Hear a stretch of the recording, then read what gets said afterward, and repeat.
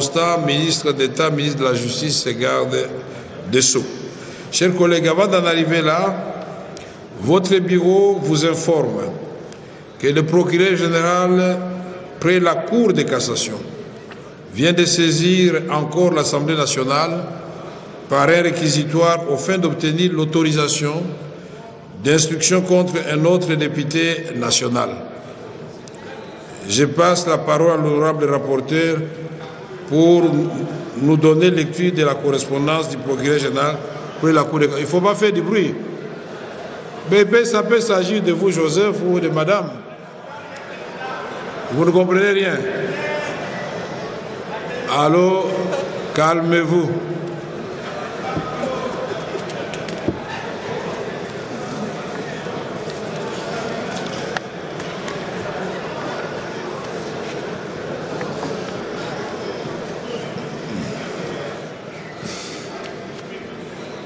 Merci, honorable président.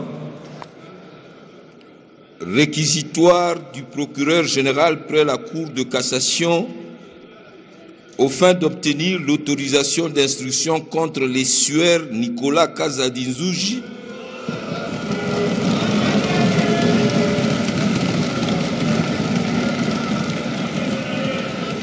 ancien ministre des Finances, actuellement député national.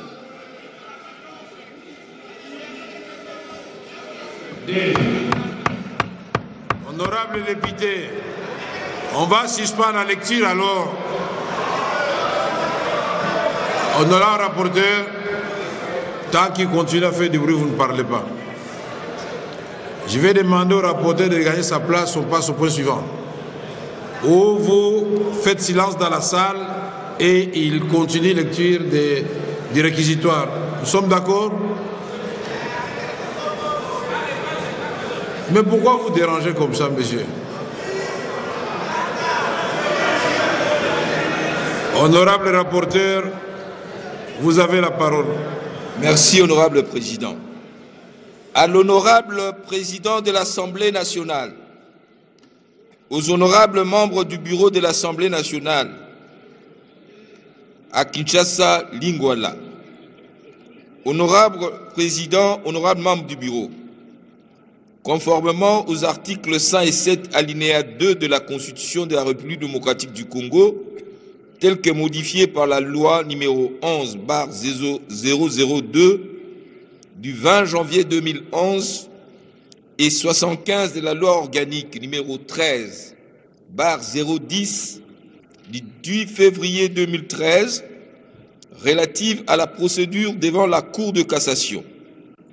Le procureur général prête cette cour à l'honneur de vous adresser réquisitoire aux fins d'obtenir l'autorisation de l'instruction à charge des sueurs Nicolas Kazadinzouji, député national. 1. Exposé de fait. En date du 4 mars 2025, M. Nicolas Kazadinzouji, ancien ministre des Finances de la République démocratique du Congo, actuellement député national, a fait une sortie médiatique au cours de laquelle il a révélé la gabegie financière à outrance, caractérisée par de nombreux maux qui gangrènent la gouvernance publique. À cet égard, ici est de relever que le point fort de son interview épingle grosso modo le mot suivant: la culture de la jouissance caractérisée par la dilapidation des fonds publics au mépris de l'orthodoxie budgétaire et financière.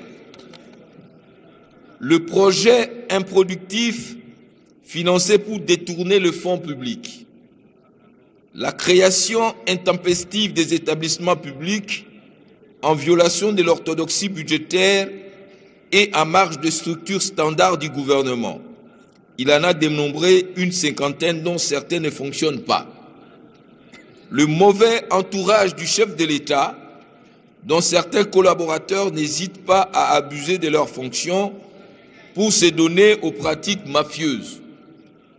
L'irrégularité du paiement des jetons de présence payés directement à l'inspection générale des finances en méconnaissance du ministère des Finances dont ces services publics relèvent et partant seul habilité à assurer les paiements de fonds du Trésor public.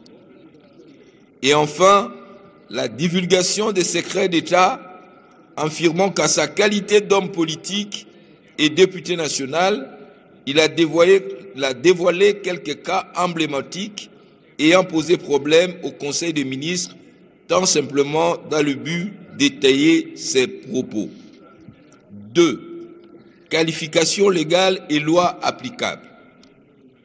Tel qu'exposé succinctement dans leur rapport avec le droit, ces faits paraissent L'INT présente son dé et 199 bis du Code pénal livre 2 tel que modifié et complété à ces jours. Eu égard à la gravité des faits, il est de bon droit que le député national Nicolas Kazadi-Nzuji puisse présenter sa version de faits et de preuves pour éclairer notre religion. Par ces motifs qui plaisent au bureau de l'Assemblée nationale d'autoriser l'instruction à charge du député préqualifié pour révélation des secrets d'État et propagation de faux bruits et partant lui remettre de présenter ses moyens de défense. Fait à Kinshasa le 29 mai 2025, l'officier du ministère public, Firmin Mvonde Mambou,